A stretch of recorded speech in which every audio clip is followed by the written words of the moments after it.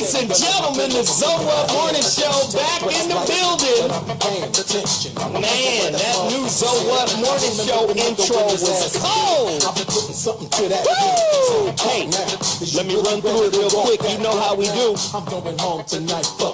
Community empowerment. It's important that we recycle black dollars. Very, very important. Via Skin Science. My homegirl Rita G. You guys go to viaskinscience.com, viaskinscience.com. Check her out. All homeopathic, natural. She created it with her own hands. Very good stuff. I use it all the time. Dope, dope, dope, dope stuff. Please support her. Of course, Weed Juice.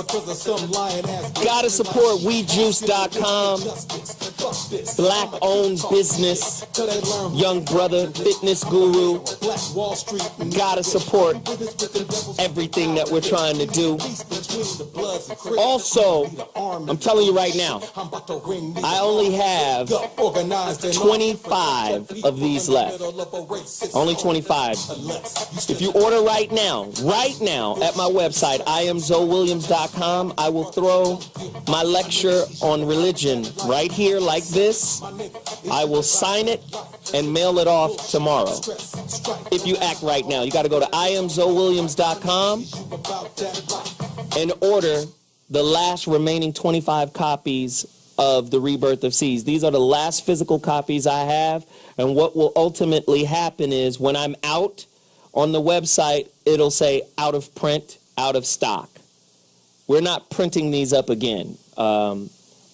As I said before in earlier show, in the, last week's show, I found half a box of these in my closet over the new year when I was cleaning up, and I was like, wow, I got another set here, half a box, which is 50 copies. Now I'm down to 25.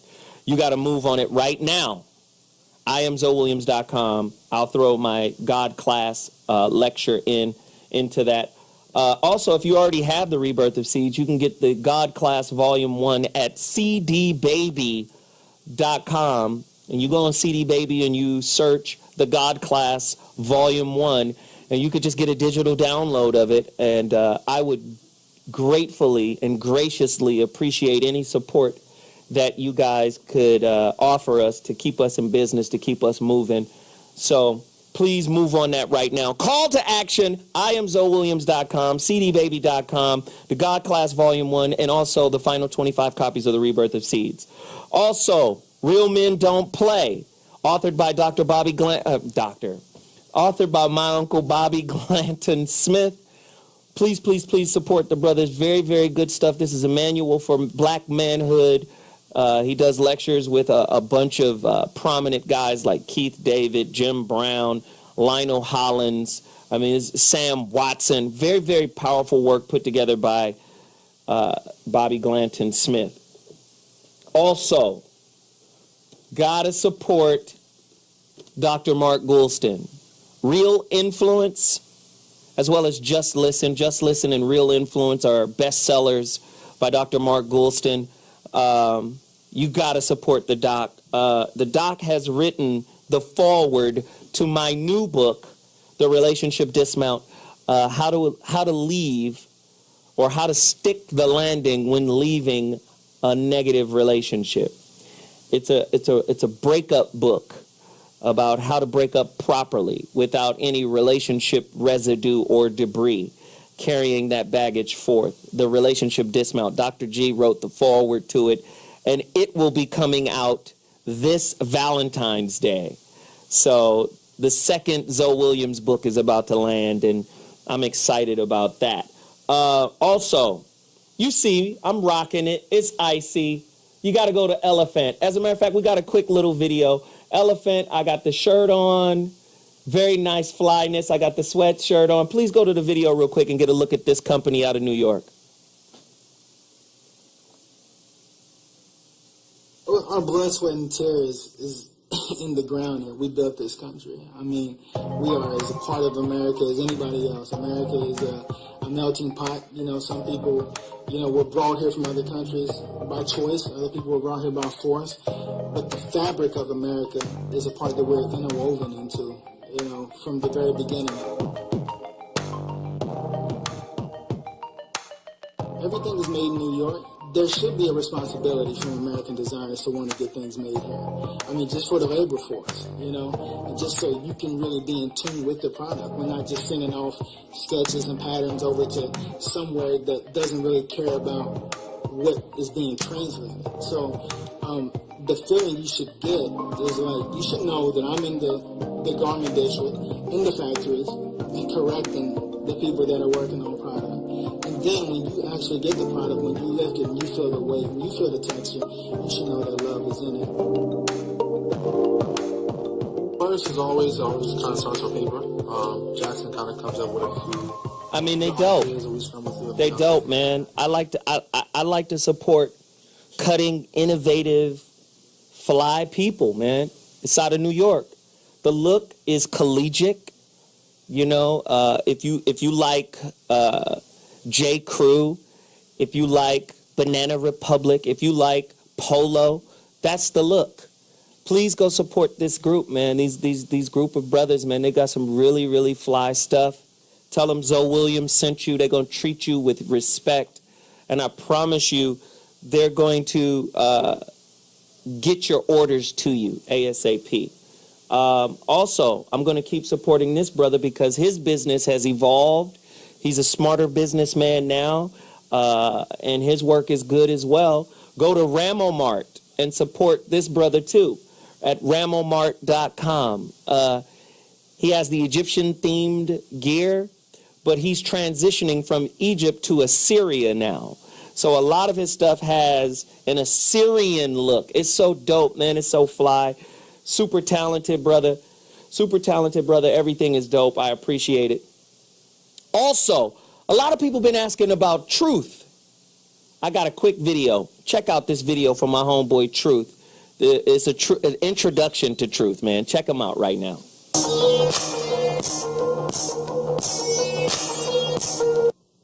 Hip-hop has been the soundtrack of a generation for over 20 years. In that time, I've seen it undergo a myriad of schizophrenic changes. For example, I personally watched my people exchange big-ass gold chains and jerry curls for African medallions, dreadlocks, and twists. I then bore witness to the rise of sexually violent and explicit lyrics. In response, the music industry went out of its way to replace positivity and cultural consciousness with criminality, misogyny, and pathological individualism. This paradox is eerily reminiscent to what happened in the 70s when the movie Shaft first hit the theaters. Following the assassinations of Dr. King and Malcolm X, Shaft was a breath of fresh air. To many, Shaft was a civil rights hero. Shaft was an ex-cop who quit the force in order to become a private investigator. He was then able to police his people and keep corrupt police officers in check. As a rebuttal to Shaft, Hollywood gave us super. Yo, y'all hear PTSD? Can I get PTSD up under me real quick? Boycott Christmas. Y'all don't understand. This is my homeboy since 12 years old. 7th grade. He in the building right now. Truth. What up, man? Man, it's good to be here, man. Hey, really quickly, man. Tell these folks why you making records like this. Because hip hop sucks right now. It's non-informative. You just gonna go at their neck like that right off the top. Speaking to Mike. Yeah, they suck, man. We need some help. And so I decided to get back on the mic and do my thing so that I can enjoy what I hear. Come out of retirement, basically. Pretty much. Where do they find that Vimeo video? Oh, yo, I'm going to have that up tomorrow, man. I'm going to have that up tomorrow, so I can't give you a location yet, but you will be able to find it on my Facebook page. So a lot of people think, hey, Zoe, where these Truth records at? I can't find these Truth records. Oh, my God, I'm getting inundated with emails. Well, that Truth is bananas. What's happening? Where is it? I appreciate that. What you can do Where can they get it? You can locate Boycott Christmas on Beat Cartel at CD Baby. And I'm going to have everything up for you tomorrow. Right now, all you can get is the Boycott Christmas because I want to make sure the mix is right so people ain't complaining about the quality. You want it to bang. Right, I can't have them, not bumping, so you got to get Got you. Listen, we got to go. When we come back, topics, guests, it's about to get crazy. So What Morning Show. You know how we do. Holla at you in a second. I'm the mayor of Black Wall Street. To any military campaign, black people tend not to understand propaganda. And the reason why we tend not to understand propaganda is because the propaganda channels, the mediums, the conduits, the radio, the television, the newspaper, we tend to just treat as forms of entertainment. We don't see them as military strategies. When there's a movie depicting black people in a negative image, when there's caricatures in the newspaper making jokes about black people, we tend to just see it as political entertainment. We don't see it as laying the foundation before the storm. That's exactly what they did in Wilmington. You always seek to create a context that allows your military campaign to be acceptable. There's always context. You study Adolf Hitler in Nazi Germany. He had a propaganda campaign that lasted over a year before he began to physically oppress the Jews. He had to make sure that the national mindset had been conditioned to accept the extermination to come. In Wilmington, North Carolina, the same exact thing happened years before Nazi Germany. Through the magazines, through the radio, through word of mouth, through stage play, they created negative images of black people in the minds of white folk in case there were any liberals who would have been against what they were going to do. They were slowly able to reform their opinion by constantly repeating negative information about the target population. See, the one thing about the brain that we got to understand is the creature of repetition. Whoever has the most access to the brain rules the brain. It's all about volume, not quality. The more you tell people that a certain group of people are no good, the more you show images, the more you show sounds, song, poem, dance, projecting negative information about a people, sooner or later the subconscious begins to get conditioned automatically, because you can't turn off the subconscious to what it sees and what it hears. Sound and image, you cannot stop it except to stay away from it. So sound and image are critical to any propaganda campaign because they help lessen the defenses of anyone who may be against what you're trying to do. It's the same thing happening right now. There is a direct assault on the image of the black man and woman internationally. So when mass incarceration, homicide takes place, nobody cares what's happening to black folk because they've already been conditioned to believe that these people are better off dead anyway. So propaganda is the first stage of military warfare. Right now, we're being set up for another extermination campaign. It's going to be worse than what went on in Wilmington, Tulsa, Charleston, Rosewood. It's going to be worse. Whenever the propaganda gets worse, then you know the extermination is going to be that much worse, because you see how far the exterminator had to go in order to condition the people, to prepare them for the carnage to come. Why is a white guy like me co-hosting a black radio show? I think toxic relationships cause you to take poor care of yourself. That if you can recognize danger, if you can pause, if you can take some breaths, refocus, and engage, you might be able to dodge a bullet that you're going to send coming towards you. One of the things that men don't get is that often women need to vent first to clear their mind.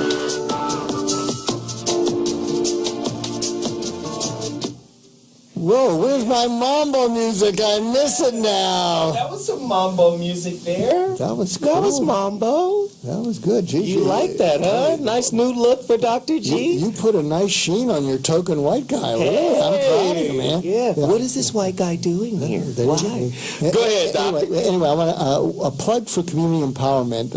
Last week I mentioned something called Exam Performance, examperformance.com, and if you go to examperformance.com. I think there was an email that we made available. Yeah, no, that's the research that says it actually works. Go to examperformance.com. Oh, here it is. Admin at examperformance.com. ADMIN at examperformance.com, and you will and say, Dr. Mark sent you, you'll get this free for your kid. If you have a kid who chokes on the SAT and is all freaked out about standardized test taking, we have all the state-of-the-art sports psychology, performance psychology by the guy who coached the Seattle Seahawks last year to the Super Bowl. They're sports psychologists. So you have a kid who's freaking out, go to admin@examperformance.com, say Dr. Mark sent you. Now, in terms of today's show, which is about, something about the media, what you have to realize when you're listening to the media is whoever you're listening to, and that includes us, is that two people above us don't even know what our show's about. They just care about ratings. Wow. And the point is, we try to be true to ourselves, but we often have to care about ratings. And I'm a medical doctor, so I have to watch this. So there's something called the Good Men Project that I've become a part of, and I wrote this blog called Why Men Use Porn and How to Get Yours to Stop. Wow. And wow. Yeah, and they put it up a few days ago. It has over 7,000 views, and then they're scrolling down to something that says, check the comments from 1999, because I wrote this in 1999 at a women's site. And when they go to this thing, there were over 500 comments from people telling me I'm out of my mind, to the doc's got it right, porn ruined our life, to people writing in full fonts like I'm addicted to it, I can't stop it, and it just goes on and on and on. So what you have to realize when you're listening to anyone, even the most credible person, even Anderson Cooper, I don't know if he's credible, but I got to tell you, when he has a good show, he goes to his executive producer and says, you think it did well? You think it did well? And it wasn't, was this meaningful? It's like, how do you think the ratings are? So just don't take what you hear over the media that seriously and as God's honest truth, because in order to stay in the media, we have to get ratings. And speaking of ratings, there's nothing like late Geoff. Hey, man. This is 2012 Geoff right here. Well, I got to go with kids first. I ain't mad at you. I'll explain to you off the air. You missed the new intro. Ah, jeez. Truth is here. You missed Truth. Oh, wow. Yeah. Yeah, well. Okay, I'm over it. Yeah. That's right. So, with that said, Nice hat, man. today's topic is going to be crazy. Let me just tell you what it is. The revolution can never be televised. Why? Because it's mental. How to deprogram from media propaganda. Your mind is the real battlefield. Why does this matter? Does anybody ever question why? Let's just do this. Why was the news coverage, CNN's coverage of Ferguson, so produced? You know how Doc was just talking about Anderson Cooper, and it goes back to his executive producers. Why was it so sensationalized? Up to the minute. Ferguson, do it. Ferguson, up to the minute. Right? Do you want to know what these porch monkeys are doing? Right. Tune in now. Right? Don Lemon got the worst journalism award, right? The worst journalist in journalism. He got that award. The guy is not reporting the news. He's kind of creating the news. He's even making up stuff that isn't even true. Hey, you guys, guess what? It's all their fault. It's all their fault. Right? Remember the incident that happened between him and Talib Kweli? And Talib was like, hey, man, you're reporting something that ain't true. These people aren't out here fighting. These people are out here protesting peacefully, and you're trying to turn it into this war between them and the over-militarized police. You know, right? He got the civil rights movement wrong. I mean, even Jesse Jackson was like, wait a minute, son, that's not what happened.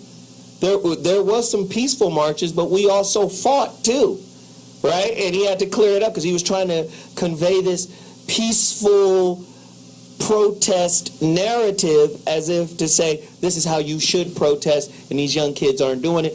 And there was this conflict. Lemon got a lot of flack for that. We're talking about propaganda today. Yeah. How are public relations firms, the PR industries, related to propaganda? I had one PR person take a picture that I took with her and colored my gray. I said, don't color my grave. Oops. What are you doing? What kind of image are you trying to portray? I didn't like it.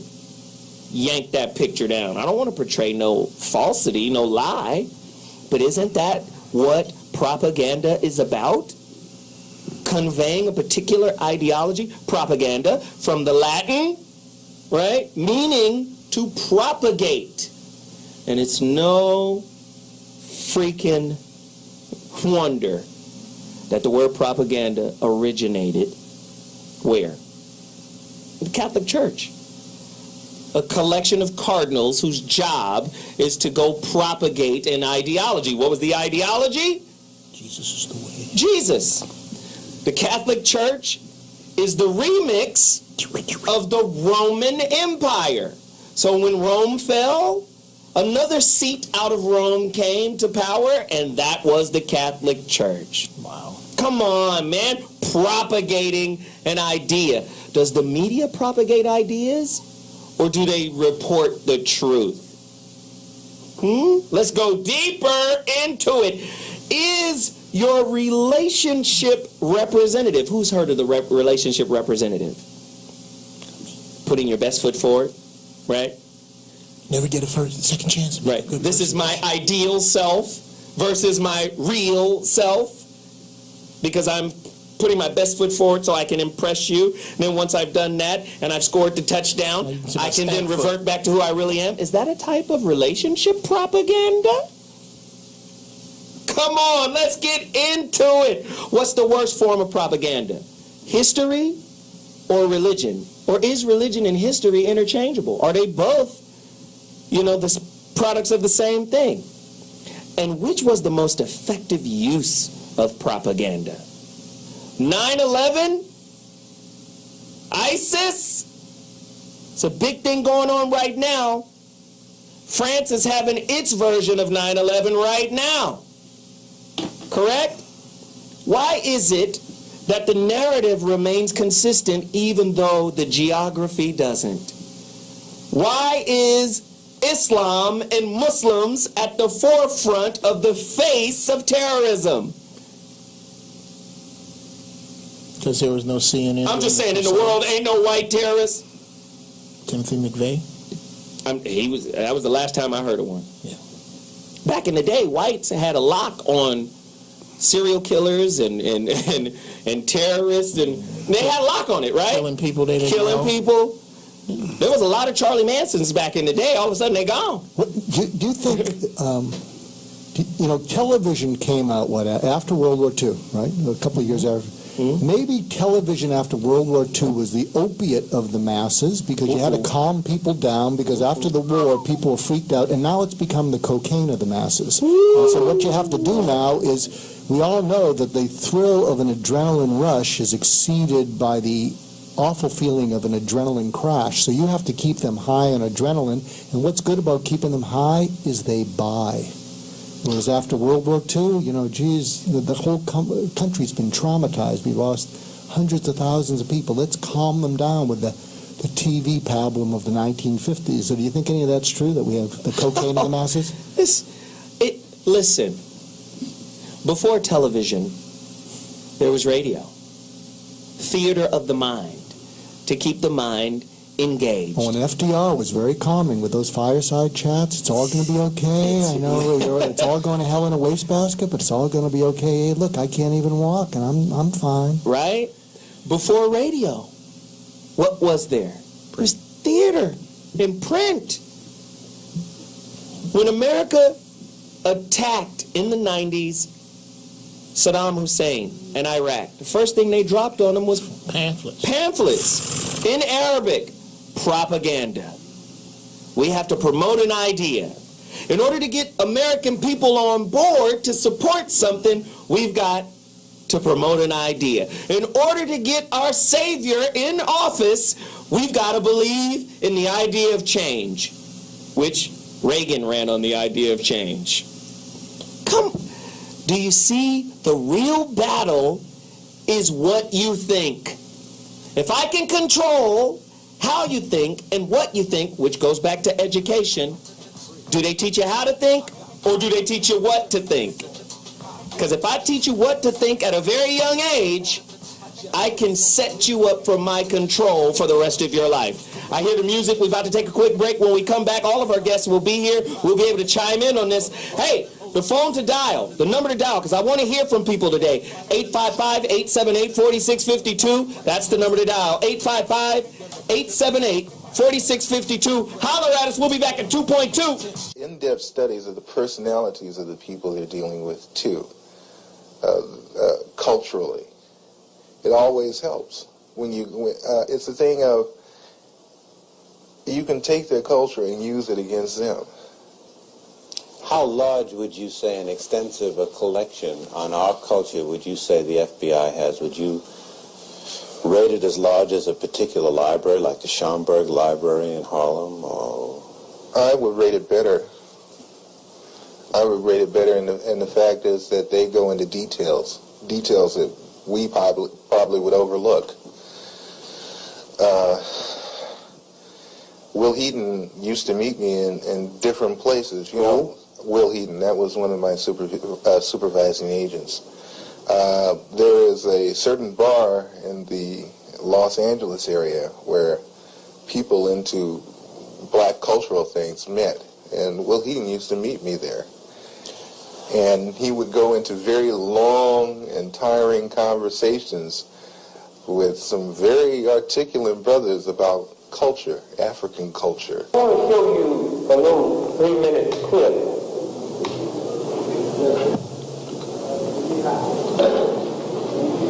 Of the minister that Dr. King was going by his house for dinner. He was due at 7, but they had to move it up for 7. It'd be a little too dark to shoot somebody. So they moved it to 6 o'clock. 2 years ago, at a press conference in Memphis, I get a call. It was so-and-so was thinking about killing so-and-so. I said, what? Well, he said something at a press conference. I said, put him on the phone. I said, whatever you do, get that film. But once NBC realized what this brother was slipped and said, we would never get our hands on the film. What you're fixing to see now went into the evidence in the King trial where they brought a wrongful death suit, and I'll explain that to you quickly in a minute. But what you're fixing to witness now is the man who came by to get King to take him to dinner. And 30 years later at a press conference, he slipped because God do baffle your mind sometimes. Getting mad and upset because the same system that's killing us refuse to tell us the truth. You have to use your own God-given intelligence. If we was all over in Germany today walking down the street and we see this big old building and it's named after Adolf Hitler, you don't have to be too smart to realize something evil is going on inside that building. How come you don't understand that when you walk down in Washington, D.C. and see that big old brand new FBI building named after J. Edgar Hoover? How come we don't know something evil is going on inside that building? Wow. Yikes. Yikes, yikes, yikes, yikes, yikes, yikes, yikes. Propaganda is today's topic. Is the war between the black man and the black woman a media-generated social narrative / propaganda, form of propaganda? Propaganda fed, certainly. Damn. Where do your standards for choosing your man come from? Who gave them to you? Have you ever challenged them? Have you ever looked at a black man objectively and looked at the forces that put him in the situation he has to survive in every day? Do you even factor that in? That's a tough question to ask. What are we going to do about the propaganda, Bobby? Well, you first of all need to know what propaganda to give to the proper goose. Uh-oh. That's why you here. Talk to us, brother. Come on, get him with it, Uncle Bobby. No, you know, we live in a consequential world. I mean, we were given at birth some tools to work with, and what we do with those tools becomes somebody else's business the minute that we relinquish that authority and that power. You mentioned slavery, and you mentioned all these other things, and how we have been predisposed to feel a certain way about pretty much everything based on that conditioning. But at some point, you can impose your free will and then reprogram yourself based upon what it is that you're seeking out of life. So you're going to get what you deserve at the end of the day. And I still choose to think for myself and try to associate with people who are likewise inclined. Wow, likewise inclined. I told you he's a Southern sophisticate. Very intelligent brother. I love Bobby G. Truth. Yeah. Have you ever experienced propaganda? Can you see it when you're watching the news? And give us an example of propaganda as it manifests today currently through whether it's Fox News or whatever. Talk to me about it. Well, I mean, speak to the mic. Fox News is the most racist thing I've ever seen. And I laugh at my parents sometimes because they're older folks and they like to watch it. You know, my father, he likes to get out and check out what's being said about black people. And what makes Fox News racist, though? The slant that they give. I mean, it's always slanted. It's always about putting us in the most negative possible light. They go out of their way. They find coons that they can put in front of us that'll tell them anything that they want to hear negative about us. But the way propaganda really, really manifests itself in the field that I'm in hip-hop, for instance, I like to call it the Superfly effect. Like when Shaft came out, Shaft was revolutionary, and he gave black young men and women hope for that type of individual. Wait. Before you finish that thought, are you telling me the movie industry creates content that's propaganda? Exactly. Go deeper. Exactly. Say more. All right, so then Shaft had to be counteracted by Superfly.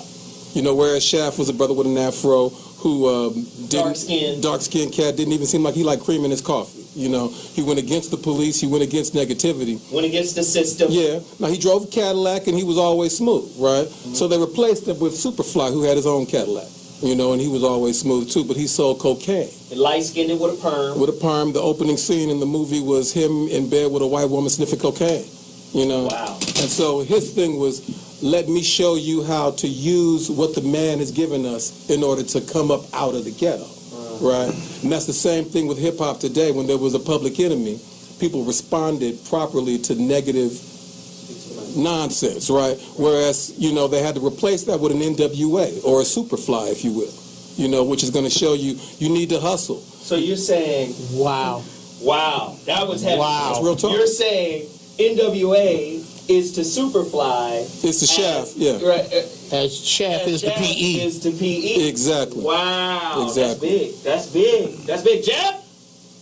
I don't even know you. But I love you. I love this dude now. Oh my God. I don't even know. I don't need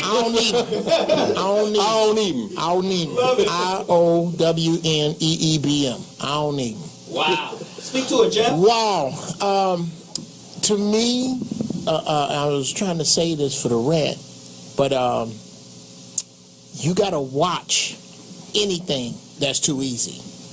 Anything that comes to you too easy. In the words of my grandfather, beware of the fish that jumps in the boat. Hallelujah, Granddaddy. You can't, man. You can't. Every time I watch something, if I watch a commercial, every second of a televised program is a program. It is something that has been set up for your brain to run. And so many of us just take what we see at face value, especially black people. And I think it comes from an expressed need to get away from the social terror that we put on ourselves and that's put on us. We got to get away from it. I got to get away. So that's better. Whatever this says is better than whatever I'm living. So I'll take this and I'll try to get there, whatever there is. Right. White picket fence there. Right. 2.5 cars in the suburbs there is where I'm trying to get. Right. And this propaganda thing well, it'll help me get there. Right. It'll help me. It's better than this. Right. So think about it. Money's propaganda. It's fake, but you think it's real. You think it's valuable. Right. God is propaganda. It's fake. And when I say God, some people think I'm just talking about Christianity. When I say God, I really mean religion and not God. Right. I can't comprehend God. I got you. God's bigger than the book. Yeah. So I fuck with God, and I don't fuck with religion. Trying to shove God into a book. You know what I'm saying? I know that there's something out there greater, bigger, and that pervades through me and beyond me and within me and all that. I can't wrap all of me around all of it. But I damn sure can wrap my pinky finger around all of religion. Yeah. All them bitch-ass stories I got. Okay? But I'm just saying. But the point that I'm trying to make, if money is fake and God is fake, you know, I'm in power. I get to rewrite history, which is rewriting religion. I can make a movie and make Moses white and say, fuck y'all. I am your God. I am all powerful. Right? I'm broke. So if God is fake and money is fake, how can politics be real? It has to be a play in order. Do you understand? Everything is ideological. If I control the ideas that flow through your mind, if I control the software that's running on your hard drive, I have control of you. Doc, and then you. To build on something that Geoff said, you know, what is real is the unfulfilled need and sometimes desperate need in people. If you think of radical extremists, they're not born that way. Something happens, and there's a saying I've heard that people who feel put down and pushed away find a way to get in and get even. And so imagine yourself that your choice is to feel both ridiculed, ignored, and belittled, and powerless. And here, if you step on something, you have the power to terrorize people in power. That's pretty seductive. So I think it's the unfulfilled need that then fuels. If we can give them just a taste of this, we can hook them. And then once we hook them, we can take them wherever we want them to go. Woo! Wait, we got a caller, Geoff. You want to bring him in? Randy, bring him in. Yes, we have a caller on the line. Is he actually on the line? He is definitely on the line. There we go. Hey, Randy. Hey, what's going on, brother Zell? Hey, turn your life down. We can hear everything happening in your life. Yeah. Them kids about to start fighting in the background over a jelly sandwich. We heard it. Real quickly, you guys were talking about propaganda. You guys were talking about media portraying things. To me, I look at it all like the revolution will be televised. It can't be because everything is spiritual about the revolution. What I mean by that is media is just propaganda. It's information given through a medium to influence you spiritually. And so what happens is when you have propaganda that says the black man is evil and the black man kill each other, it makes the spirit of the white man look upon the black man as though they deserve to be killed over a pack of cigarettes or be killed over one cigarette.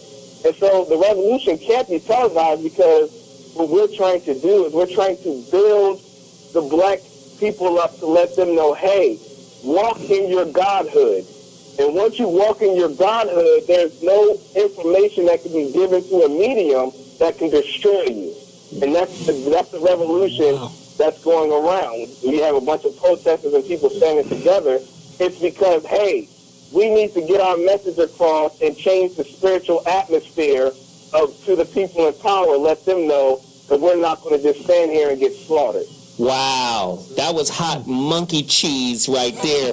I love it, man. I love the way you broke that down. We appreciate it. That's what has to happen. What do you want to say, Geoff? Take us to break, man. Okay, to piggyback on something you said about religion is not real and money ain't real, so how real is politics? Okay, if I'm playing cops and robbers with my son, and I'm not a real cop, and he's not a real robber, and these ain't real guns, am I really shot? Yes, you are really shot. Only in here? Only in here. Well, I always tell my son this, and then we're going to break. It's a game, but it has real consequences. You die in the game, you die in real life. Wow. The Matrix. We'll be back at 2.2. Holla! So what? Propaganda! 855-878-4652. Please get to your phone lines right now. I'm taking callers.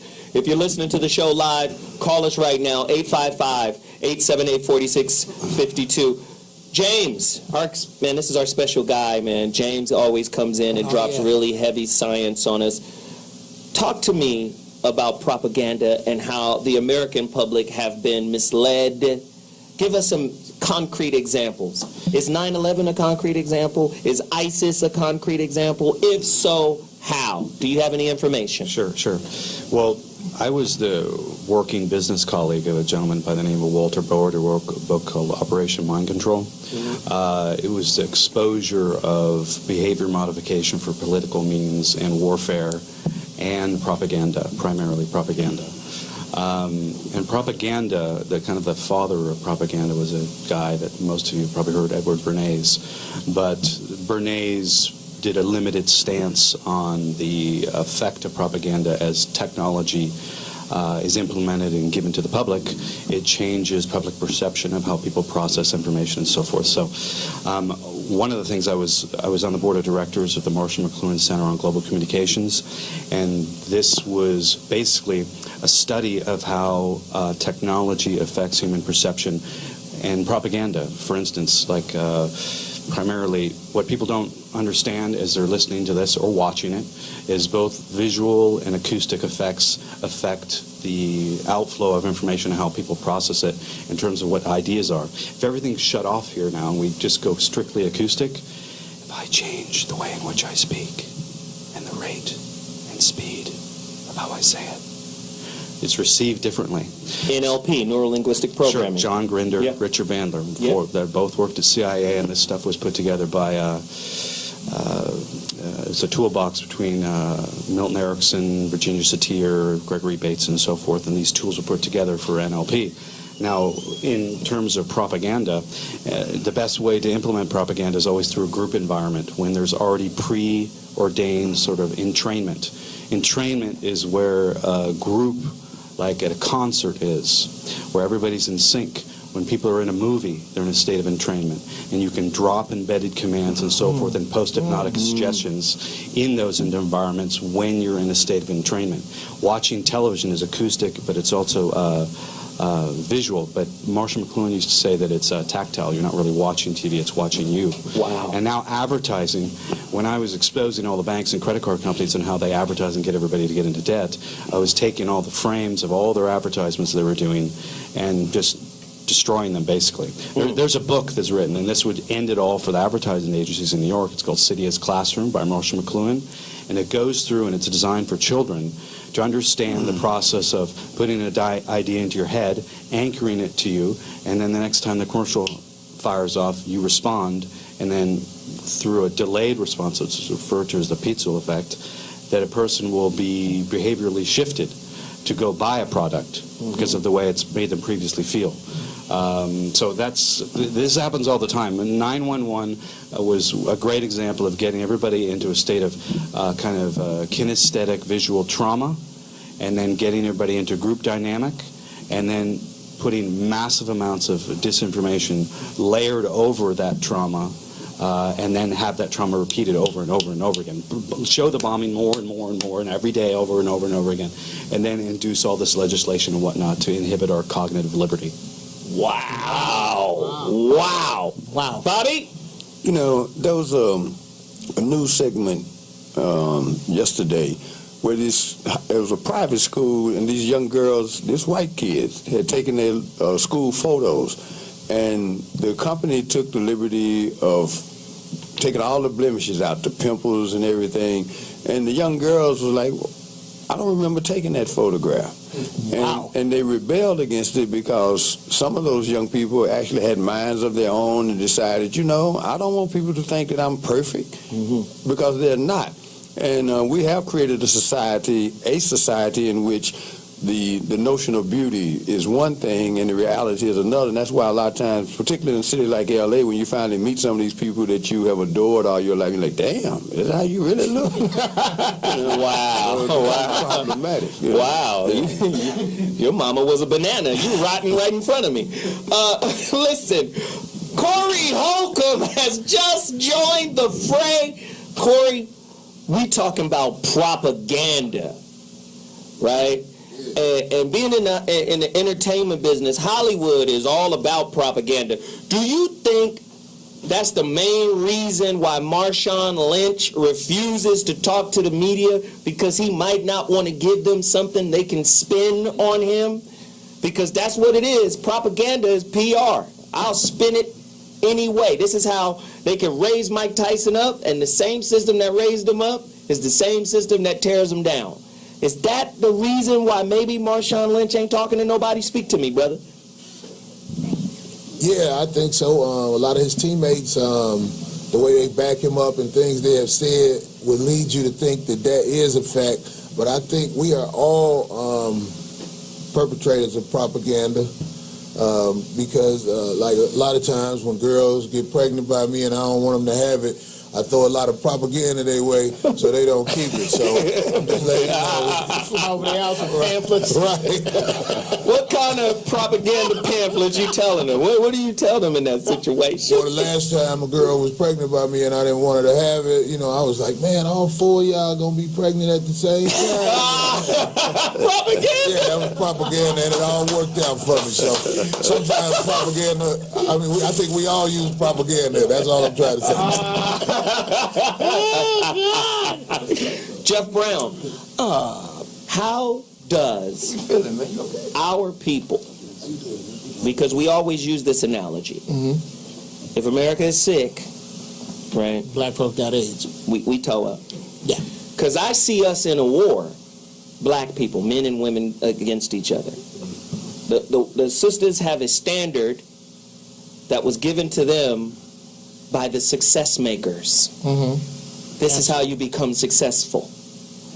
The sisters, we can't argue this, or can we? Maybe we can. The sisters run our communities. They have the most power in our communities. They really do right now. So they dictate the rules of engagement with the brothers. And a lot of times, if you adopt a system that is blind to its own atrocities, you become blind to those atrocities too. So now you're looking at your man and you're telling your man to do a certain thing according to how you succeed, but because the system is blind to its atrocities, you become blind to the atrocities they propagate against your dude. So now your relationship standard is do as I do, get where I am, but you're blind to what's being perpetrated against your guy.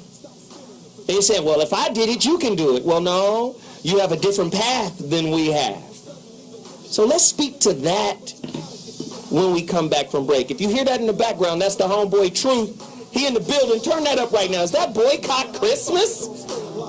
I keep telling y'all, this boy is cold. The record's going to be coming out shortly. We're going to take a quick break. When we come back, we're going to deal with those questions. Holla!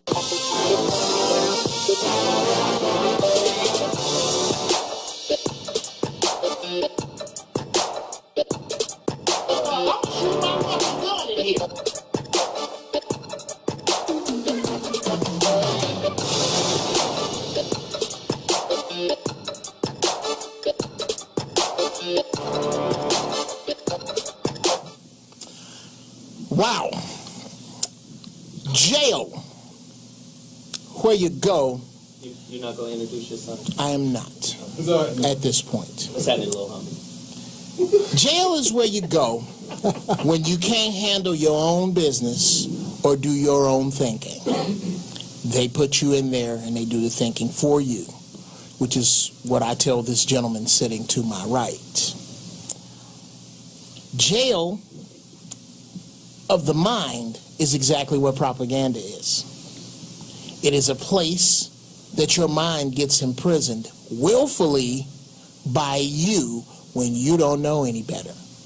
And the more of it you ingest, the further in jail you go, until eventually you get where the makers of the propaganda want you to be. Solitary confinement, where you are confined in your head so deep that anybody outside of that jail, there's no way for them to reach you.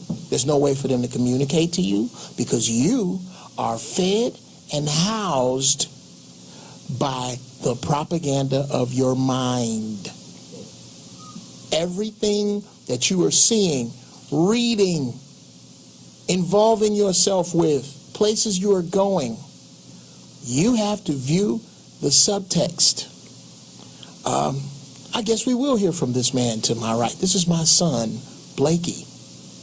I teach my son a lot, him and his sister, about economics. Blakey? Yes? You mind speaking to the people? What do you know about money and shopping? Retail is for suckers. Thank you, Blakey. Go on in the back room. Go on in the back room. Go on in the back room. The revolution starts today. Right here. Starts with that. So, a lot of people have been talking about revolution. In my opinion, revolution, right, is the revolt against what they tell you is suitable to think. Thought legislation. Thought legislation. Do you see? That's deep. Freedom of speech, but say something and see what happens, right? Which is what's going on now. Say something, see what happens. Freedom of speech, but you're going to lose your job because of what you said. Stephen A. Smith. Right? Say freedom of speech, but we're going to take you off the air for a week. Right? Oprah Winfrey. Freedom of speech, but you can't really get to the heart of the issue, because if you do, you're going to offend a certain sector. Propaganda is the propagation of ideals. So if propaganda is the propagation of ideals, then would propaganda also be the policing of ideas? Who want to fuck with that? Y'all go in and deal with that. When you say policing ideas, are you speaking of who they let speak, or what they say and whether they get sanctioned for saying it? My brother Corey did this show before. He said, first off, certain people on TV are only on TV because they've been selected and allowed to be in that position. Exactly. This is why you'll hear the audacity. This is a privilege for you to have made it to this place. That's how they program our kids. Listen, I got a young son, man. He playing basketball, and I'm telling my son right now, boy, you're a pawn. You're a pawn. And your desire is to become a champion, right? I said, but the only way that you can really maximize your platform, because right now you don't have one because you're a pawn, is to get to the other side of the chessboard and decide what piece you want to be. See, that's how you become a Jim Brown. That's how you become a Muhammad Ali. You become bigger than the game they're training you for. So now when you get to the other side of the board and you see injustices, this is why a lot of us are disappointed with the LeBrons and the Kobes of the world, because you have a huge platform. They can't take that money back now. You should be able to say, this is wrong. And if you don't do right by our folks, I'm going to organize a league-wide boycott. A league-wide boycott. Do you know how that would... whoa. But most people ain't going to use that. Corey got something, and then Bobby got something. Corey, Bobby. As far as professional sports go, I really can't even imagine one person that I've seen who has the audacity to speak up like that. They've weeded out that type of man for the most part. Uncoachable. That type of man is rare, one who will speak up and say what he know he should say. You speak up, you're uncoachable. Right. You can't come. I think people really need to take heed of that and understand what we have become.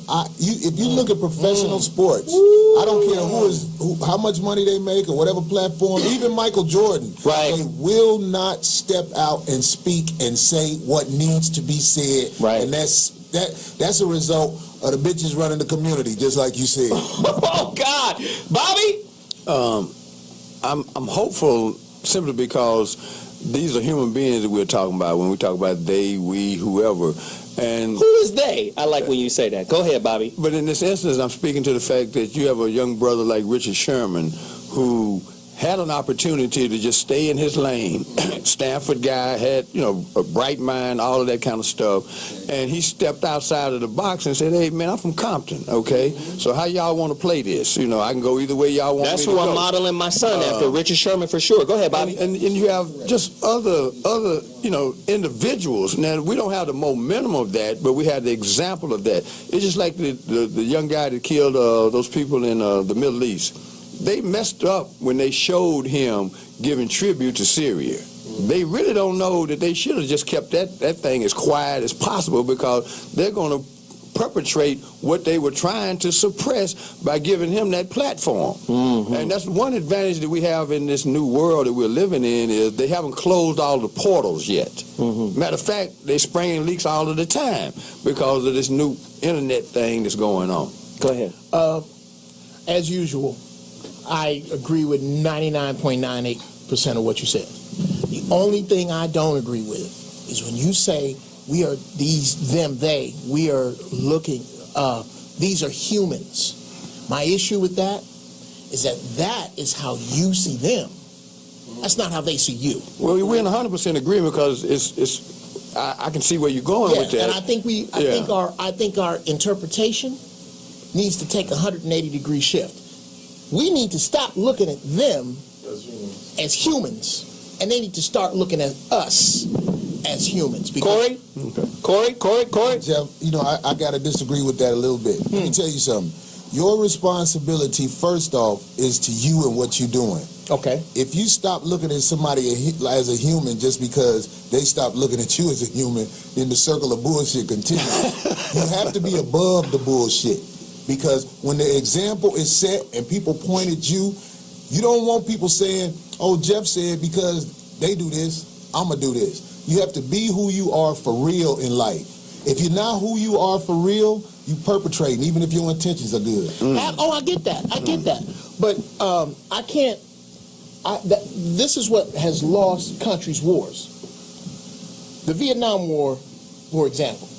Are you saying recognize the enemy? Yes, I'm saying recognize your enemy, and you have to deal with your enemy where he is. That's our problem with this we shall overcome, march, whine, repeat. We keep doing this because what we seem to miss is that the only thing that an oppressor respects is equal or greater aggression. That's it. This whole trying to appeal, take this from a dude who got his lunch money took on a regular. You cannot appeal to a bully. You got to either whoop his ass or keep giving him your lunch money. Those are your choices. Isn't that what propaganda is all about, though? I mean, propaganda is all about demonizing someone so that you can kill them.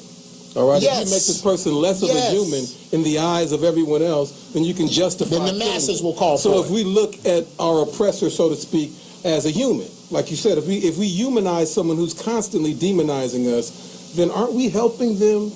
Because if we don't respond properly to bullshit will continue to be visited upon us. One quick note. Go ahead, Bobby. Brother James and I were sitting in the green room before the show started, and he showed me some information that otherwise would have made me want to just crawl up into the fetal position. And I asked him, I said, James, how is it that you even still alive, let alone in a position where you can share the kind of information that you are going to share on not only this show but around the country and parts of the world? And his response to me was he's learned how to navigate. And that's really the only thing that we can kind of hang our hat on, is that the deck is truly stacked against us, but it's still being played out by flesh and blood. And they will make mistakes. I'm going to throw something. Wow, hold on one quick second, guys. We have a caller that's been trying to get on, and then I'll come back to you.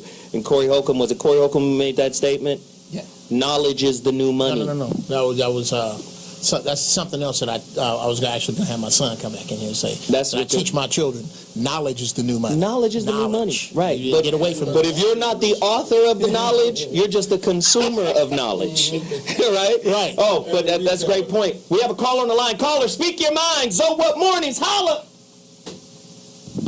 How you doing? It's Markel from Sacramento. What's happening, Sacktown? What's going on?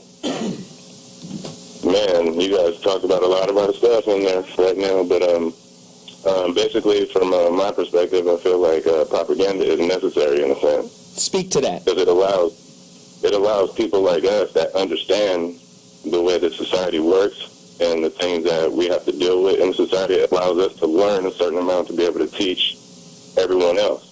So, in a sense, the masses, there's just going to be some people that ain't going to make it. Say that again. Wow. Say that again.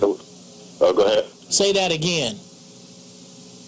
I said for the masses, there's just some people that aren't going to make it, and they allow us to be able to learn the stuff that we need to learn to be able to teach everybody else. So for them to be as a guide for, you know, keeping the man off of our back, you know what I'm saying, so we can learn this knowledge and be able to teach everyone else, it's definitely necessary in order in that sense. Wow. Hey, man, I appreciate the call, man. Thanks for that wisdom. Dr. G had a point before we go to break. Doc?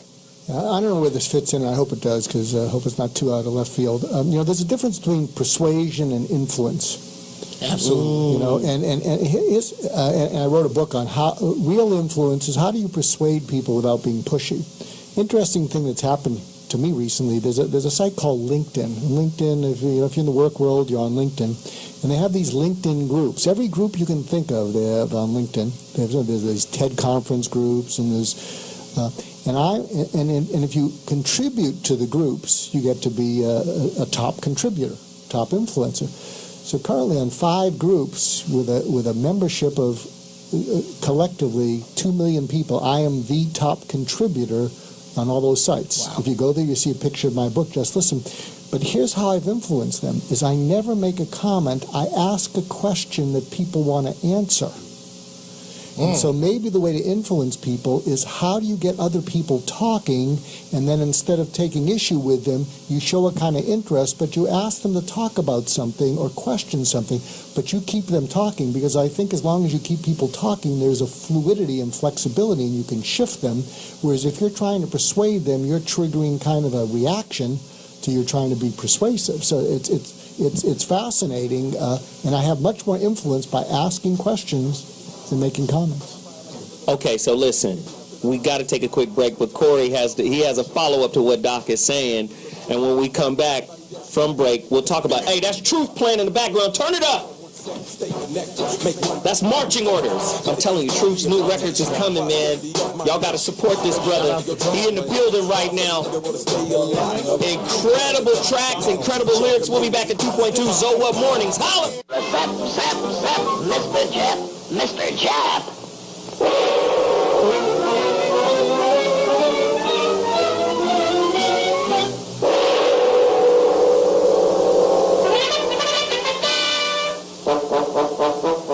I'm a peace-loving guy myself. Oh boy, wait till the Admiral hears about this. But I heard something drop.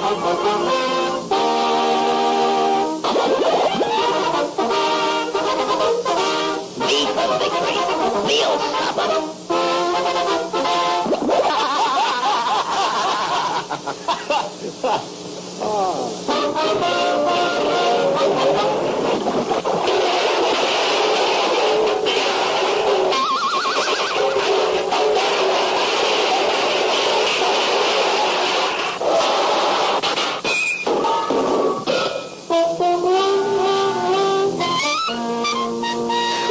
Just like a toy to matches.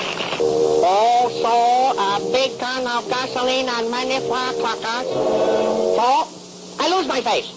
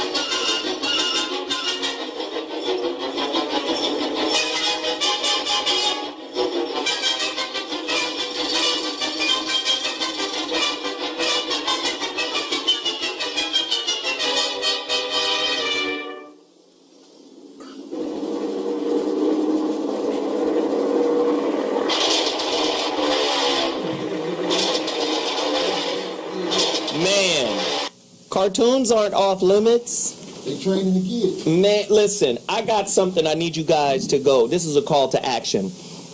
If you've been watching the Zolwood show and following it over the years, man, a friend of mine who's been out of town, out of the country actually, his name is Furpo Carr. Furpo? Furpo's the homeboy from the Nickerson Gardens, but he talks like, yes. I'm Furpo Carr. Talks like, silly Negroes. Who was the black guy that just won Dancing with the Stars? Was cool nigga too. Fonzie? No, he just won Dancing with the Stars. Was on Fresh Alfonso. Yeah. Who was his character on Fresh Prince? Carlton. He talks like Carlton Banks. That's who I call Furpo, jokingly. But let me just say this.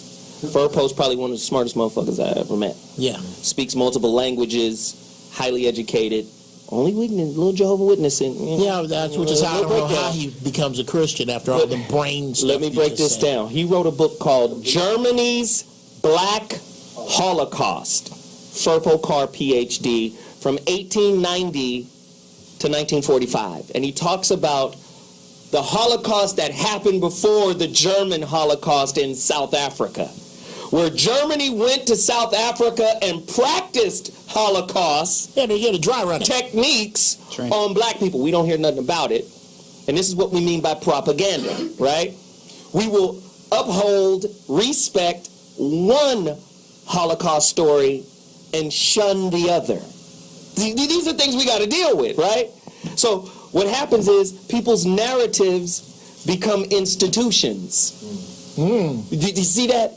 The cultural narrative of one type of victim, and that should never happen again at the hands of Hitler, right, supersedes its predecessor, right? This happened to black folk. Go get this book. Hitler's a monster, right? What he's done to the Jews is horrible. What he did to the black people? Ah, shit, we've all done that. Exactly. There's another book by Furpo Carr you got to get. The Reassassination of Malcolm X. Wow. Because remember that one guy who came out, Marble, whoever. About a year ago, yeah. But he died. Yeah. He came out and tried to say Brother Malcolm was homosexual. He tried to intimate that in his book. So what Furpo did was he went and got with Malcolm's sister and got the real story and talked about how Malcolm and his sister, mainly his sister because she was a master in real estate and business and money and helped set up the infrastructure for the Nation of Islam. Wow. The business infrastructure. She brought him in and he goes and tells the real story and talked about the propaganda of how they're trying to reassassinate. Much like the movie Selma. See, they want us to keep a particular kind of narrative alive, and then they put coon-ass niggas in position to verify and validate that particular narrative. And then give out awards for how well we suffer. No disrespect to Common, but Common will come out and say, oh, it inspires me to be a human. Because he a coon. Dude, they only want to let you live a certain narrative through the Hollywood lens. But wait, you have to... When your ass gonna do a Moore movie where you're conquering Spain? Are they gonna let us do that? A Nat Turner. A Nat Turner movie. No, you gotta do Django, a fictional motherfucker. Yeah, there's nothing Speak more to that, Corey. offensive. I want to say this about Common. Common, he's from Chicago. You know what I mean? He's from the city. But the reason you see Common doing all that is because his source of income nowadays comes from being plugged into that system. At one time, he was a rapper and he spoke freely. Now, he has to say that or his way of living will be cut off and he'll be back out here selling his CDs on the street. So it's important that people know what's going on. Wow. That's a great example of completely, totally selling out to the Android meme for money. To who? The Android meme. I love Explain that for the listeners. You've become a hypnotic receptacle for studios. You now have to anchor and... Wait a minute, a hypnotic receptacle. That means you're a pussy. That's a nice way to You're, say it. you're getting dumped in. Hey, I am an equal opportunity hammer on everybody. I don't do enough. There's plenty of white people that are complete total whores as well to this Hollywood system because of the money.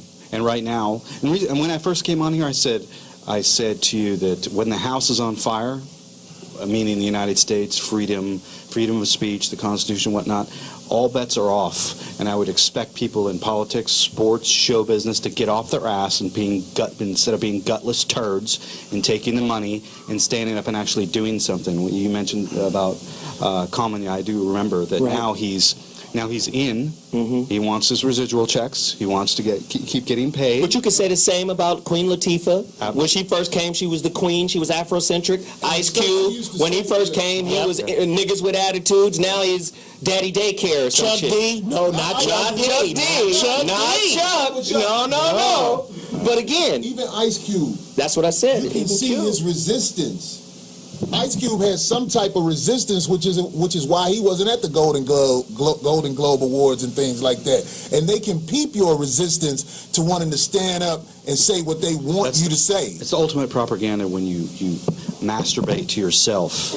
Hollywood masturbates to itself to amplify the states that it's entrained in the movie industry. Checking out me with a fist full of me. People don't understand, right, that war, before it is physical, it's mental. Come on, man. And war, right? War is violent by definition of the term. So there is a psychological, ideological violence that's being perpetrated onto the people. Like, a lot of people don't understand that that's what's going on. So when I look at what's happening, at some point, we as a people, we got to stand up and say, wait a minute, man, I got to fight this situation off of me. I got to question what I thought was true, what I thought was right. And I got to recognize that maybe I've overtly put a price on myself in order to have some comfort within this illusion. Corey? So I got to say this. I think a lot of people do exactly what you said right there. But having the courage to do what you're supposed to do while you're alive is what most people lack. And if you do have the courage to do it, I'm telling you, man, you can save lives. Because there are people who are watching you and they like, man, I always wanted to do that. But they don't have... But as long as they know, Corey, that's a great point. But as long as they know, them, as long as they know I can purchase your soul with an illusion, all bets are off. We got to take another quick break. Truth! Turn that truth up, man! FBI agents were a member of the church committee panel. They were there with the investigators for the church's committee asking questions just like the church's committee. And see, this is another thing that I find fault with, and this is another reason why I am not going to Washington, D.C., is that, again, I have been asked to come again for the second time. I'm not going again. For the simple reason that when I went up there with the idea that there were agencies investigating the Federal Bureau of Investigation, not the Federal Bureau of Investigation investigating itself. You also were active in the infiltration of many cultural groups. Before we go into that step by step, how much research and study did the FBI engage in of black culture in the late 60s? A great amount. Give me an idea. From the thing is, I can, they have a file on every type of magazine that blacks read. They have a file on the music. Music, dance, theater, actors, comedians, you name it, man. And they would actually study these different... Oh, yes, definitely. What would they do with music? To understand the people, you have to understand the culture. To infiltrate, you have to understand. Take a look. I was not and am not a rat because I wasn't with the rats. I was never told I was an informant with a number. So in my own mind, I was not an informant. I was cooperating with investigations. For about $35 a kilo. But I gotta get more than one. Right. I mean, we're gonna do this thing. No, you talking about some real. I mean, 10 kilograms is like it's $350,000. That's a drop in the bucket. We can go bigger. Every kilogram we bring in 3,500 kilos. So if we bring in 10, you make $35,000. But that's a check perfect. He's going to do what he'll do with much more. He can do it, 100 times over. Yeah. Right. You didn't have to see this to know that. No. Hey, remember that video we played? Listen, it's happening all. Remember that video we played about the founder of Planned Parenthood, Margaret Sanger? Yeah. And how Margaret Sanger says she went and handpicked charismatic black preachers and groomed them and paid them and changed their way of life so that they can be in alignment with the propaganda that was associated with Planned Parenthood. Get rid of these unwanted babies. Right, and it's eugenic.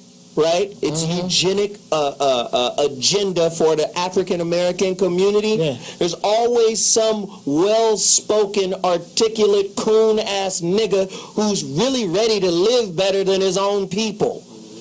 So what's interesting about him, the opening piece, when he was explaining what we saw after that was not true, if you'd have separated the two, he sound compelling, like, it wasn't me. Right. And then we saw the tape where he's sitting there buying, mounds of cocaine, and then they told us none of that's true. No, but hey Bobby, you gotta say it like Tommy Hearns would say it after the second fight with Sugar Ray Leonard. He was sitting on Arsenio Hall, and Arsenio said, "Did you win the tape? Did you win the fight?" Now Tommy's a little punch drunk and his words are slurred. He said, "Boo the tape." Just boo the tape. Boo the tape. That's all we got to do with Al Sharpton is boo the tape. Go ahead, Corey. So I'm going to do this like Dr. Goulston right here. I want to ask you a question.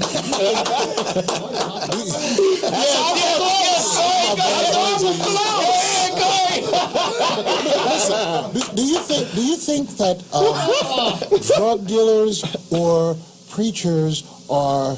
I mean, between the two of them, who's the bad people of the community? Wow. Spot on. Wow. That's not bad for the first. But you know what's cold? That's okay. That leads us to one of the biggest fucking propaganda pimps in the game. Bill O'Reilly. Oh yeah. Geraldo. Instead of dealing with the fact that, hey, Eric Garner got choked the fuck out, you guys want to do a different type of spin, PR spin, that's not technically a chokehold. Well, the motherfucker died in his armpit? What? His armpit choked him out. Well, that's not technically a chokehold. Well, the motherfucker died from it. Well, he died because he's fat and he's asthmatic. And there's a motherfucker draped around his neck like a designer scarf. Yeah. Right? Can we go with that? You see what I'm saying? And then what about that statement about instead of wearing I Can't Breathe, why not wear T-shirts that says what? I can breathe. No. If I don't. No, it was better be a better father. Oh yeah, that was. That was Bill O'Reilly. Bill O'Reilly reiterated. Geraldo, go ahead, Corey. I'm sorry, I'm not trying to talk too much, but listen. Nah, man, come on, you're in here. When I watch the television and I see those guys, especially, who was that guy who used to be the mayor of New York? Bloomberg? Giuliani. Giuliani was on television and he was saying more blacks kill each other on the street than white people do and all this stuff. It's really frustrating that nobody ever gets a chance to say, do you know how black people were, how we got to America and what has happened under your influence since we got here? They just like to state facts that come from a result of what they've done. They never talk about what they do. Well, see, this is what motherfuckers don't recognize about stats. Stats are like text messages. They lack context. That's why texts need emojis. So you can know a motherfucker is joking. So you can know this was written in jest. Right. Before the emoji, you say, who the fuck are you talking to? No subtext. There was no subtext. There's no context. There's no humor. There's no subtlety in it. You can take any stat and twist it and make it fit your argument. Yes, you can say 90% of blacks, black on black crimes, but 86% of white people who suffer crimes are suffering it from other white people. And I guarantee you, if you go to each ethnic group is kicking their own ass worse than any other ethnic group. Because you kill your neighbors. 80% of bitches who let me use their credit card who are not from the hood, the police make me give it back. And I think that's a fucked up stat. Go ahead, Bobby. Well, we've talked about controlling the narrative. It's whoever has the last word, and that's why the Bill O'Reillys and all those people who are consistently on the air, and then they also get to promote through the books that they write and what have you, their point of view, and the other voices that are muted become silenced over a period of time simply because they're not able to stay out there on the front line with that message long enough to be overheard, you know, from the people in the echo chamber back there, the Al Sharptons and the usual suspects who are always telling us their version of the story, but they won't come right in. The brother that was on there with Giuliani, what's his name, Dr. whatever his name, Eric Dyson. Yeah. He had an opportunity to step out of the shadows that day and just grab that man's microphone and say, I'm not going to sit here and let you tell that goddamn lie. And sometimes that's what you have to do. Right. Corey, he had a point. Well, that's why I was saying, like, everybody needs to take witness and listen and just watch how the young people were out there in the streets protesting.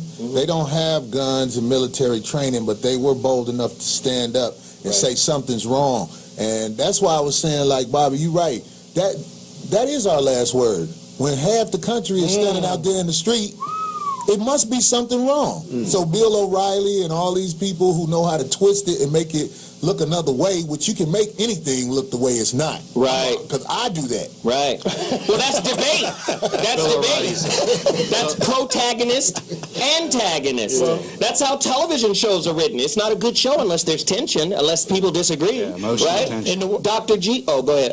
In the words of my Uncle James, if you look a lion in the face, it's a lion. But if you turn around and look up his ass, it's just dark and stanky. What? Almost. You look a lion in the face. It's a lion. But if you turn him around, look up his ass, you just up somebody's ass. It's perspective. You can turn something. No, it's an ass. It's an ass. It's not perspective. I think we all agree that's an ass. God damn it, Jeff, stop it. So is a girl's ass the same? As a lion's ass? Right. I only have one frame of reference in that subject. I ain't never looked up no lion's ass. Wow. Which ass is more dangerous, the lion's ass or the girl's ass? What the fuck, Jeff? The girl. Anyway, Dr. G.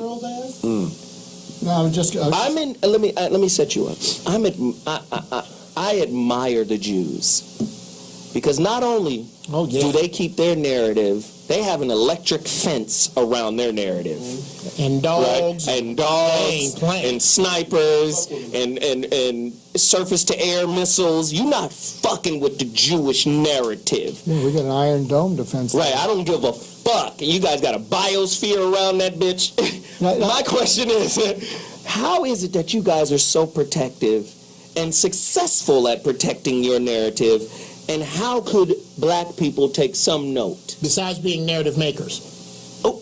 Besides that, on the outside. Go ahead, Dr. G. I'm sorry. You know, it's interesting. When you ask most people, what percentage of the world do you think are Jews? A lot of people will say, 20%, 10%. It's 0.2%. Wow. 0.2% of the world are Jews. So the fact is, and to survive thousands of years, and they were slaves in Egypt and all that sort of stuff. So I think it's a matter of everyday survival. And I think their feeling is, if we don't pull together, we're 0.2%. That is like nothing.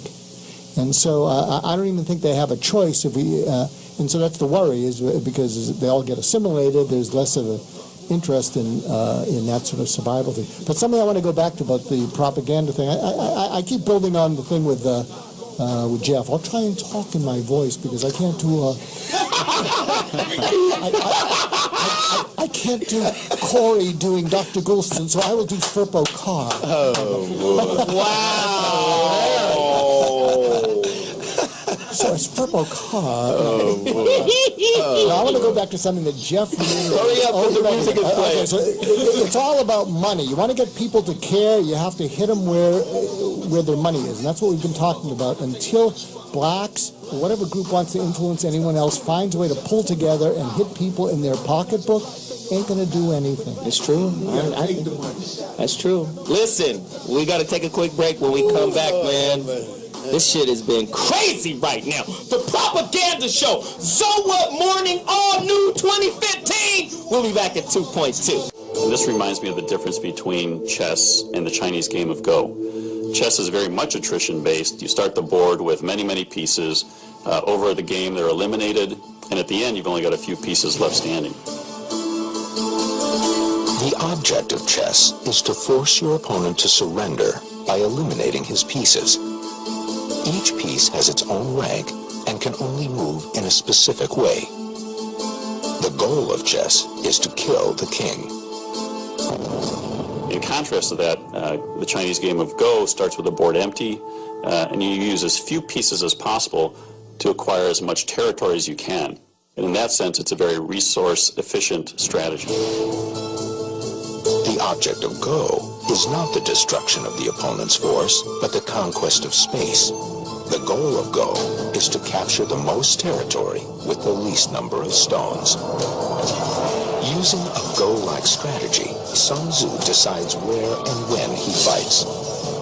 He avoids the strongest part of Nanhua's army and attacks where it is weakest. Sun Tzu's guerrilla tactics against the Chu forces echo throughout history. But it's during an infamous war more than 2,000 years later that they resonate most loudly, and where Sun Tzu's ultimate secret becomes most evident.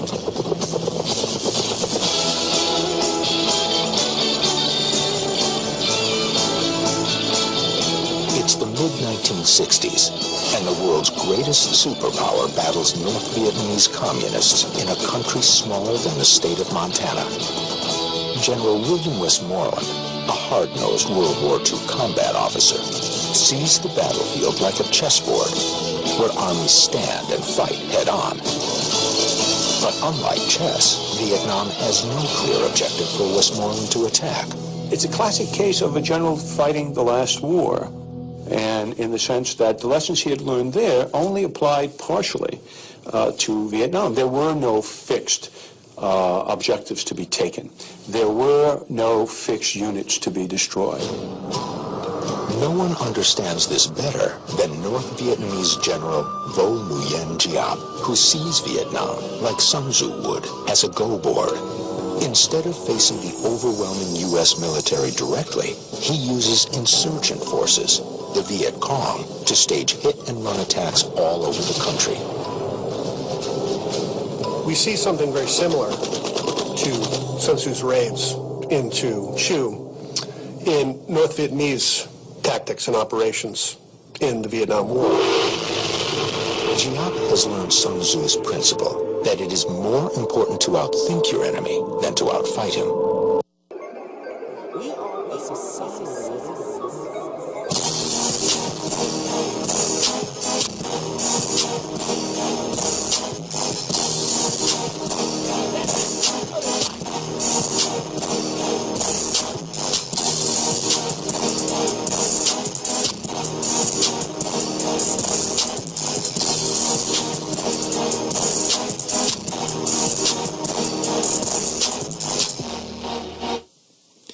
New final thought. Oh man, Chris is cutting up right now. The new videos is sick. I had to play that last video as a part of my final thought. It was important that I do that. Let me just say this about propaganda.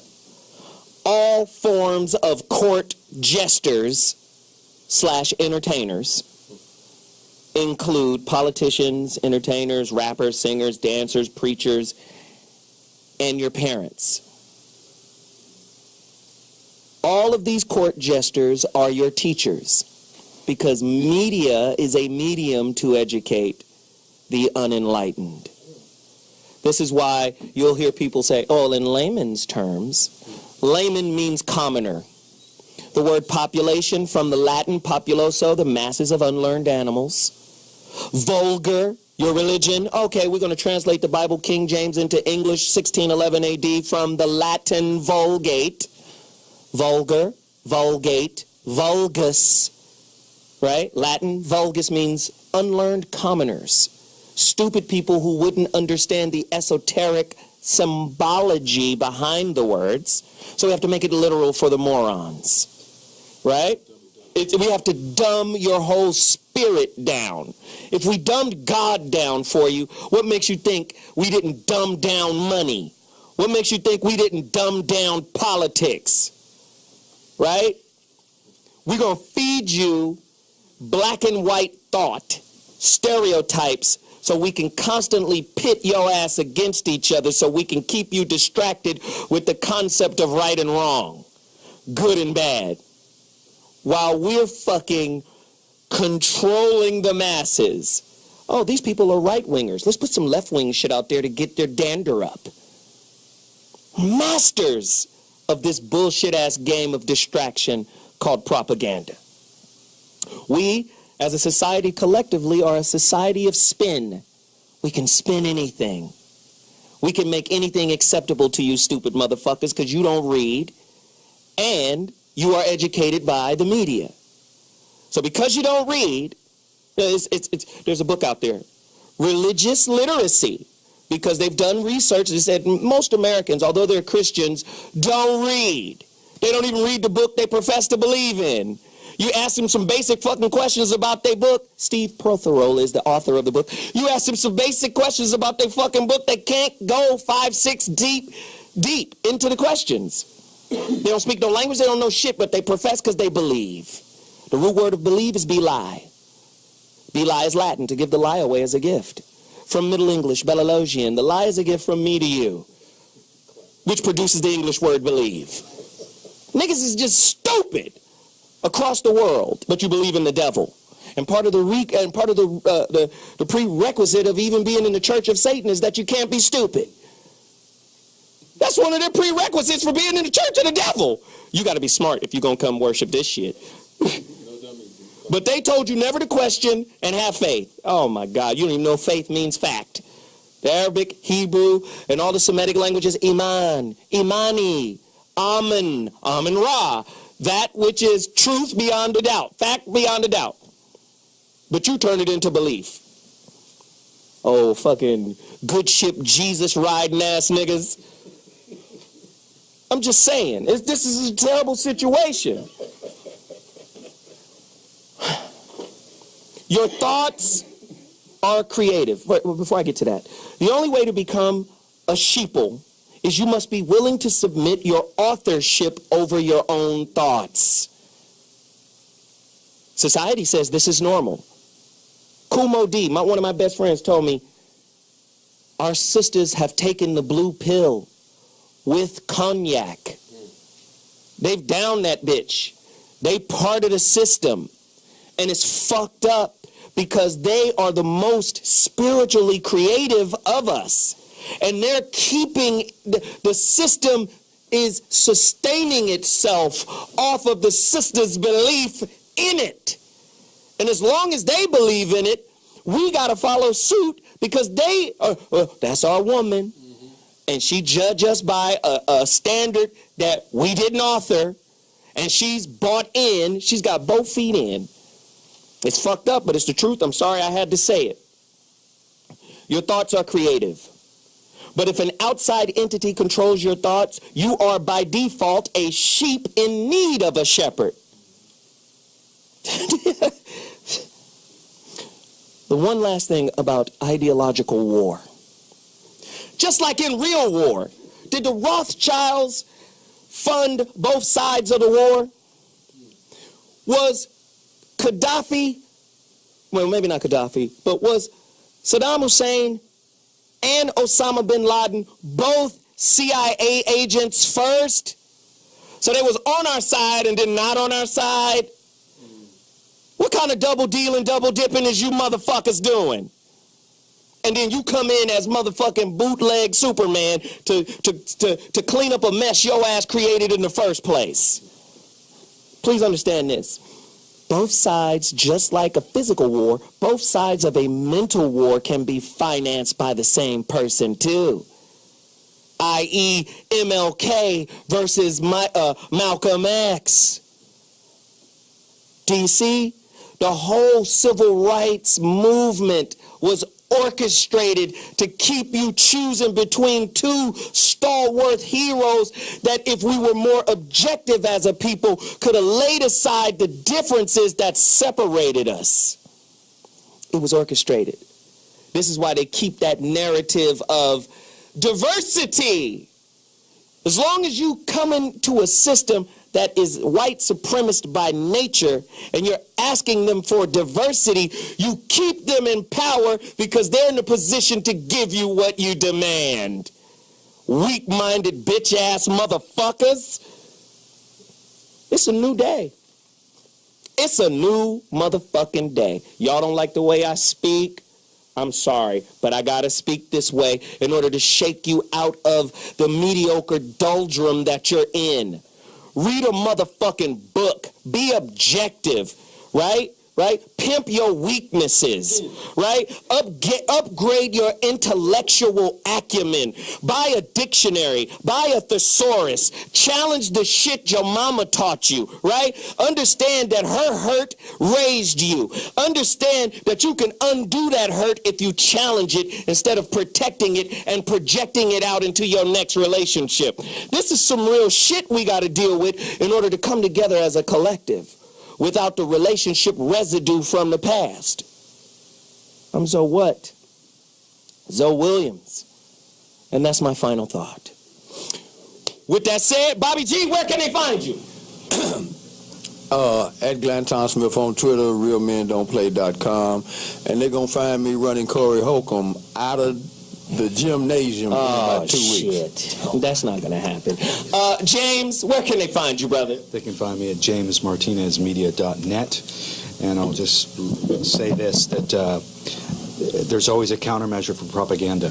One of the countermeasures for propaganda is to the same way you regulate your diet for your body, you can regulate the diet of your mind. Absolutely. And one of the things that it's done, it's rarely done because it's difficult to achieve, is to do a full media fast. Media fast means no interfacing with any media at all for at least a week in the middle of nowhere. Wow. It changes people's perceptions dramatically. Wow. Corey, where can they find you, brother? We on tomorrow, yeah? Yeah, we on tomorrow, and I just want to say this to all of the sisters out there. If you got a child support case against the father of your children, you fell for the bullshit, you lousy bitch. Dr. G? Yeah, examperformance.com. Examperformance.com. If you email admin at examperformance.com, you can get and say, Dr. Mark sent me, you get a free course in helping your kids not get psyched out by SATs and things like that. Go to MIPTAGS, MIPTAGS.com, and search Geoff Brown, and you'll find all my crazy shit there.